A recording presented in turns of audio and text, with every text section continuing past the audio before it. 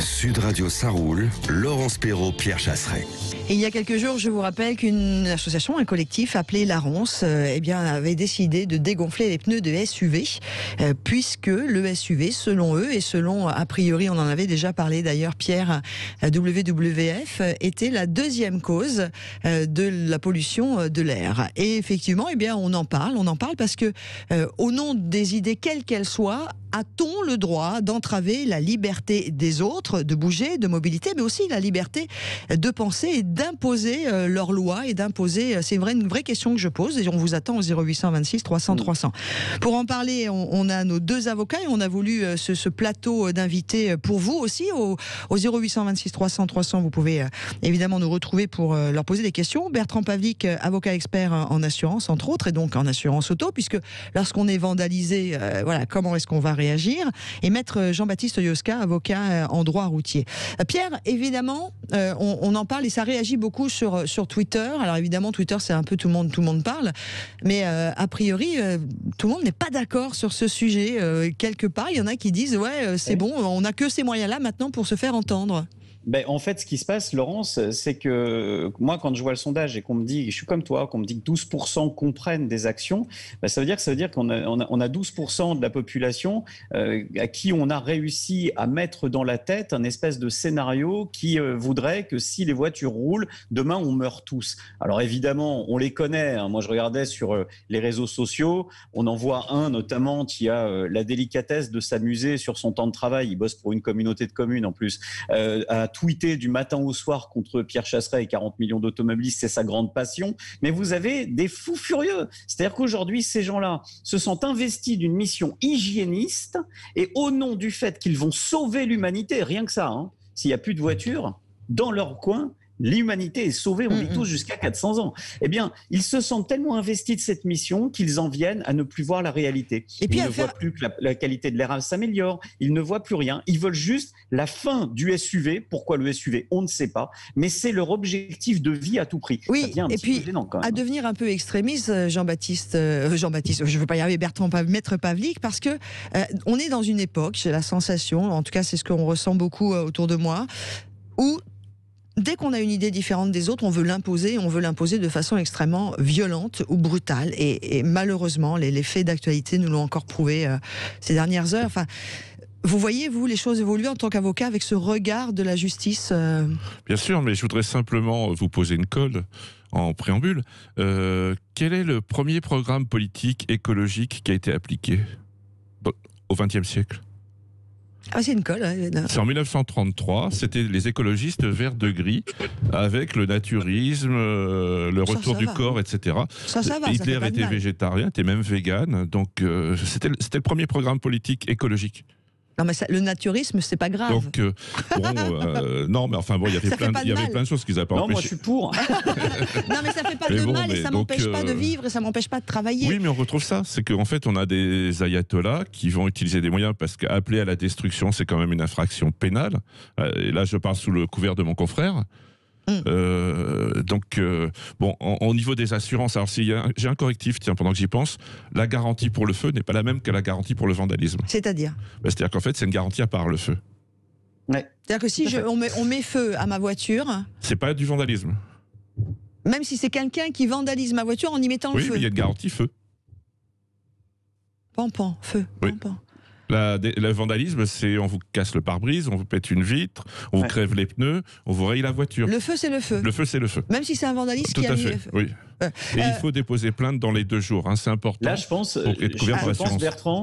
Bertrand, que comme Laurence et comme moi, tu l'avais oublié, là, on vient juste de tomber de notre chaise. On a eu 3 secondes de blanc. Je pense que tous ceux qui nous écoutent se disent et si demain nos écolos se mettent à mettre le feu aux voitures, qu'est-ce qui se passe? Grosso modo, c'est ça.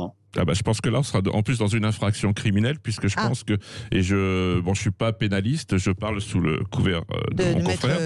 Tout à fait. Et en fait, mettre le feu volontairement à un bien, c'est une infraction criminelle, il me semble. Maître Yoska, une réponse. Et après, David, qui attend patiemment au 0826 300 300 et qui n'est pas du tout d'accord avec nous.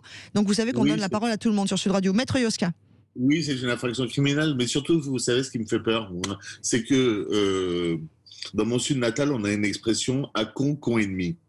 C'est-à-dire que le type qui va dégonfler les pneus, il risque de se retrouver en face d'un type qui a un fusil, qui prend pas vraiment le goût de la farce à son goût, et qui risque de lui mettre un coup de fusil. Et qu'on est dans une société actuellement qui s'embrase très vite sur peu de choses, parce que tout le monde est à cran, parce que la crise, parce que le confinement, parce que les entreprises ferment, et que moi je redoute justement cette escalade avec éventuellement une idée soi-disant écolo de dégonfler les pneus, et qu'on se retrouve dans un village de Corrèze avec quelqu'un qui goûte pas vraiment cette idée écolo, et qui décide de faire justice soi-même. Je partage. Et là, on va avoir un vrai problème dans les sociétés à venir, dans les prochains mois. De toute façon, on a des soucis. C'est pas le moment de faire de l'écolo à dessous, à faire n'importe quoi et à dire n'importe quoi. Mais dans tous les sujets, d'ailleurs, on constate bien que notre société, elle évolue de façon assez violente, bizarre, et on n'a plus aucun respect, enfin pas tout le monde, mais il y a une majorité de gens qui n'ont plus le respect de l'autre, qui n'ont plus le respect de la liberté de l'autre, qui n'ont plus la bienveillance à tout niveau que ce soit. Mais bon, allez, David, vous êtes avec nous au 0826 300 300, vous êtes en Ile-de-France, David, bonjour. Oui, bonjour. Et alors vous n'êtes pas du tout d'accord avec tout ce qui s'est dit là? Si. Moi, je vais même mettre une épine pour la Ronce, parce que la Ronce, c'est qui? C'est aussi un mouvement en Belgique. Et derrière ce mouvement-là, apparemment, il y a une personne qui s'appelle Mark Van Rost, qui est un virologue, apparemment, et qui est placé sous protection policière, menacé de mort par des cercles d'extrême droite.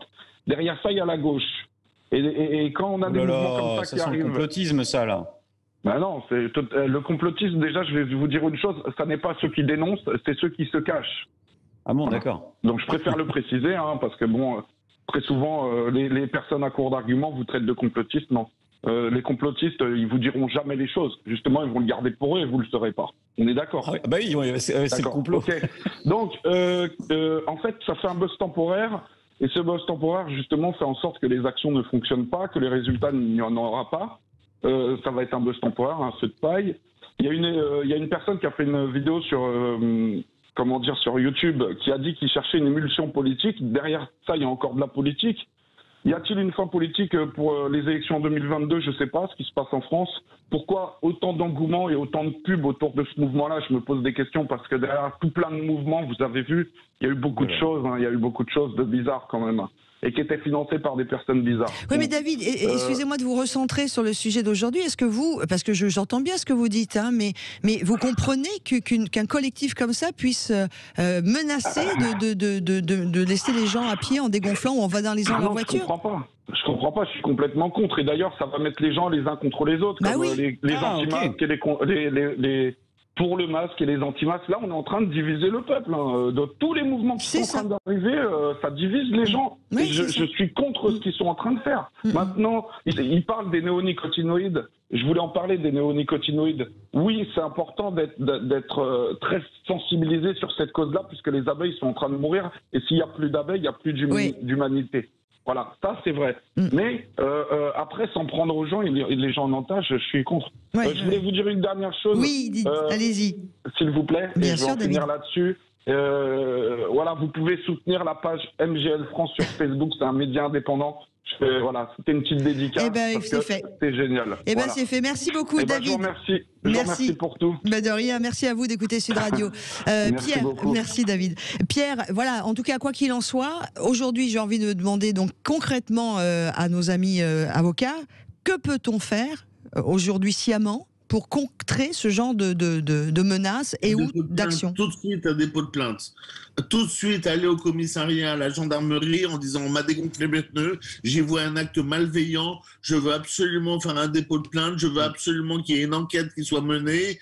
Le gendarme ou le policier, parce que ça va aller contre ces statistiques, il va vous dire mais non, c'est pas la peine, vous inquiétez pas, on va vous regonfler et tout. Il faut insister, il faut dire écoutez, à ce moment-là, je vais faire une lettre au procureur de la République, je vais écrire au capitaine de la gendarmerie, je veux absolument qu'il y ait quelque chose qui soit fait. On m'a dégonflé mes pneus, j'encours ma vie, je trimballe ma famille dans cette voiture-là, j'aurais pu avoir un accident mortel de la circulation. À ce moment-là, si vous ne faites pas d'enquête, ça sera votre responsabilité. D'accord. Il faut absolument dénoncer ces faits qui sont gravissimes. Et puis Frédéric est avec nous aussi, il nous appelle de Gironde. On essaie de faire, de vous donner tous la parole, ça va très vite aujourd'hui, c'est un sujet qui vous fait réagir. 0826 300 300, on fera un point sur le sondage Twitter dans quelques instants. Bonjour Frédéric. Oui, bonjour Laurence. Du côté de Bazas, très jolie région, où il y a une très belle vache, il y a une très belle race de vaches. Le bœuf basadé. Ouais, le bœuf basadé. Qui est très bon. Super bon, très bon. Non, et dites pas ça parce que là vous allez avoir les végans qui vont vous tomber dessus. Ouais, mais sauf qu'il est 11h40 et moi je commence à crever de faim. Donc attention. mais il faut être dans la bienveillance et le partage. Moi j'adore, je suis comment on dit, une viandarde. Je suis une viandarde. Alors on vous écoute Frédéric. On est des bons vivants, on aime ça. Le sujet. Oui. Ah bah moi ce sujet je suis entièrement d'accord avec vous complètement et le problème c'est que pourquoi il n'y a pas des instances qui arbitrent clairement ça plutôt que ce soit dit dans des médias pour le dénoncer parce que Frédéric. On le dénonce tous, mais qu'est-ce qui va agir derrière? Il faut peut-être arbitrer pour dire ça, c'est illégal, donc vous allez prendre cher, quoi. C'est tout. Comme Frédéric, ça, on va arrêter. Vous savez ce que j'ai mis en avant avec l'association 40 millions d'automobilistes. Ce qui m'a le plus choqué dans cette affaire, c'est que la seule prise de parole en France pour condamner le mouvement La Ronce a été notre association. Exactement. Ouais. Exactement. La première fois. Voilà, la première fois où il y a eu une prise de parole forte contre La Ronce, ça a été dans Ça roule sur Sud Radio. Oui, on a été les seuls à demander la mobilisation politique. Je n'ai pas entendu un seul élu politique condamner ce mouvement. J'en ai pas entendu un seul. Bon, Bertrand, vous avez réagi, Maître Pavlik. Comme quoi les assureurs sont toujours à la pointe, je vous invite à lire ou aller sur le site de l'Argus de l'assurance et vous verrez qu'ils l'ont condamné aussi. Ouais, c'est ça. Oui, et d'ailleurs, mais c'est toujours en off, c'est pas médiatisé. Non, l'Argus, ils l'ont fait. L'Argus de chercher l'information. Oui, mais faut chercher l'info. Alors d'ailleurs, je pense que ça a marché puisqu'ils n'ont pas mis leur menace à comment on dit, à exécution, puisqu'ils ont détourné le truc. Ils ont annulé le sucre apparemment. Ils veulent déboucher du sucre. Alors ils sont un peu partout et nulle part en même temps. C'est pas possible. Mais en tout cas, merci beaucoup. Et vous faites quoi du côté de Bazas, Frédéric, là, ce week-end? Moi, je suis chauffeur routier. Ah bah vous faites attention à vous. Donc c'est week-end là, vous roulez pas ce week-end? Ah non, moi jamais. Je suis embauché, donc samedi, dimanche, c'est la maison avec la famille. Ah bah vous avez bien raison. Mais je vous embrasse très fort et petite pensée à tous nos amis chauffeurs routiers parce que je suis la fille d'un chauffeur routier. Donc moi je partais avec mon papa quand j'étais petite dans son camion et j'écoutais Max Meunier. Ah oui. Vous vous souvenez de ça? Ah oui, c'est vieux, mais je suis pas toute jeune non plus. Et bon, ça va, Fred. Salut, Fred. Ouais, salut. Mon Gaspard, bon week-end, Frédéric de Bazas en Gironde. Un point sur Twitter.